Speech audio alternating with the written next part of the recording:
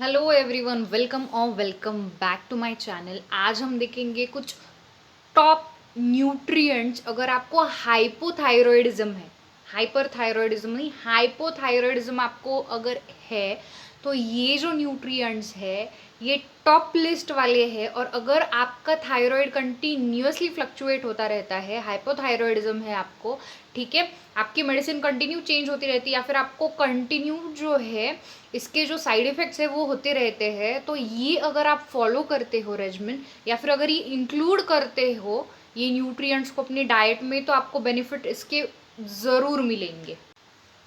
आप अगर short video देख रहे हो, अगर आपको इसका पूरा वीडियो देखना है, सारे आपको न्यूट्रिएंट्स देखने हैं हाइपोथायरॉयडिज्म के लिए, तो आप मेरे यूट्यूब चैनल पर भी वो पूरा वीडियो देख सकते हो।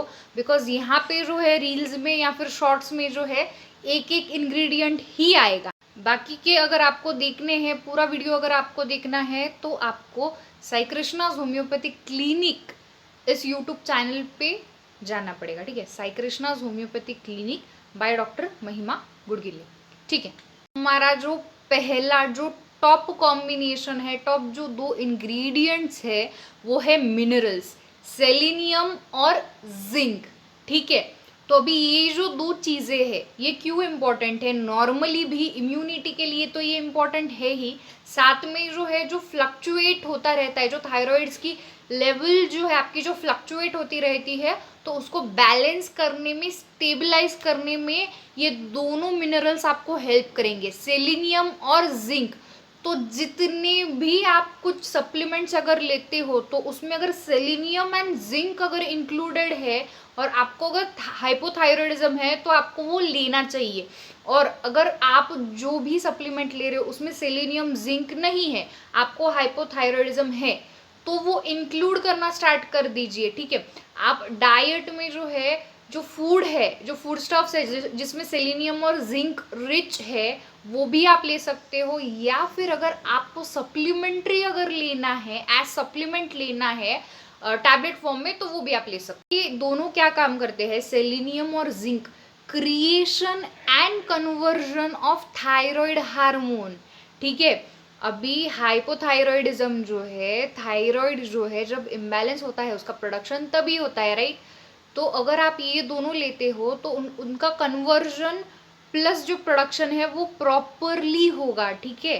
थर्ड जो सबसे इम्पॉर्टेंट इंग्रेडिएंट है, ये अभी आप सुन रहे होंगे कि जो सॉल्ट्स है, जिनको भी हाइपोथायरॉयडिज्म का इशू है उन्होंने आयोडाइज्ड सॉल्ट यूज़ करना चाहिए, जिसमें आयोडीन हम ऊपर से फोर्टिफाई करके एक्स्ट्रा ऊपर से उसमें आयोडीन ऐड किया जाता है नमक में, सॉल्ट में, ठीक है। तो ये क्यों, जो इम्पॉर्टेंट हार्मोन्स है, जब हम थायराइड की टेस्ट करते हैं उसमें TSH रहता है, T3 T4 रहता है, जो T3 T4 हार्मोन्स रहते हैं, ठीक है, तो वो दोनों जो चीज़ें हैं उसके क्रिएशन में, मतलब उसके प्रोडक्शन में, उसको बनने के लिए जो है वो आयोडीन की ज़रूरत रहती है। और अगर ये कम हो जाएंगे तो आपको हाइपोथायरॉयडिज्म हो जाएगा। तो इसका प्रोडक्शन सही करने के लिए और आपकी जो थायराइड की लेवल है वो स्टेबल रखने के लिए आयोडीन सबसे इम्पॉर्टेंट कंस्टिट्यूएंट है। आयोडीन में भी कैसा है कि अगर ये कम है बॉडी में तो आपको हाइपोथायरॉयडिज्म हो जाएगा, ठीक है। लेकिन अगर ये ज़्यादा हो गया तो हशीमोटोज हो जाएगा, ठीक है, मतलब थायराइड की लेवल्स जो है वो बढ़ जाएगी। तो आयोडीन भी चाहिए लेकिन लिमिट में चाहिए। अगर आपको हाइपोथायरॉयडिज्म है और आपका स्टेबल नहीं रह रहा है थायराइड, तो आप ये ऐड कर सकते हो या फिर ले सकते हो। तो जो हमारा इंग्रेडिएंट है वो है मैग्नीशियम। अभी मैग्नीशियम इम्पॉर्टेंट क्यों है, जैसे आयोडीन जो है वो पूरा मेटाबॉलिज्म है, जो पूरा फंक्शन है वो संभालेगा थायराइड ग्लैंड का, ठीक है, कन्वर्जन, एक्टिवेशन, प्रोडक्शन। लेकिन उसको एक्टिवेट करने के लिए, ठीक है, उसको एक्टिवेट करने के लिए मैग्नीशियम इज इम्पॉर्टेंट। तो मैग्नीशियम भी आपको इंक्लूड करना चाहिए अगर आपको हाइपोथायरॉयडिज्म है, ठीक है। जब मैग्नीशियम आप लोगे तभी आयोडीन जो है वो एब्जॉर्ब हो पाएगा और थायराइड ग्लैंड तक पहुंच पाएगा। मैग्नीशियम की अगर कमी हो जाती है, ठीक है, मैग्नीशियम अगर बॉडी में कम हो जाता है तो बहुत सारे चांसेस है कि आपकी बॉडी में इन्फ्लेमेशन हो जाए, ठीक है। हाइपोथायरॉयडिज्म में भी आपने देखा होगा स्वेलिंग रहती है, बहुत जॉइंट्स पे स्वेलिंग रहती है, कुछ लोगों को फेस पे रहती है, तो उसका एक रीज़न ये भी होता है। विटामिन ए नेक्स्ट इंग्रेडिएंट जो है इम्पॉर्टेंट, वो है विटामिन। विटामिन ए जो है ये एक्टिवेशन के लिए इम्पॉर्टेंट है, ठीक है। T3 T4 जो है जो हार्मोन्स है उनके एक्टिवेशन के लिए विटामिन ए इम्पॉर्टेंट है।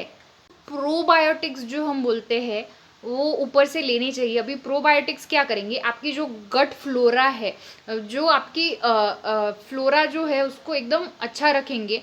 और अगर ये प्रॉपर रहेगा तो आपका जो इम्यून सिस्टम है वो बहुत अच्छे से काम करेगा। तो अगर आपकी इम्यूनिटी स्ट्रांग है तो बाकी के जो फंक्शंस है वो स्मूथली चलेंगे, और जो लेवल्स है आपके थायराइड की वो नॉर्मल होने में या फिर बैलेंस होने में, स्टेबल होने में आपको वो हेल्प करेगा। D3 नेक्स्ट जो इंग्रेडिएंट है वो है विटामिन D3।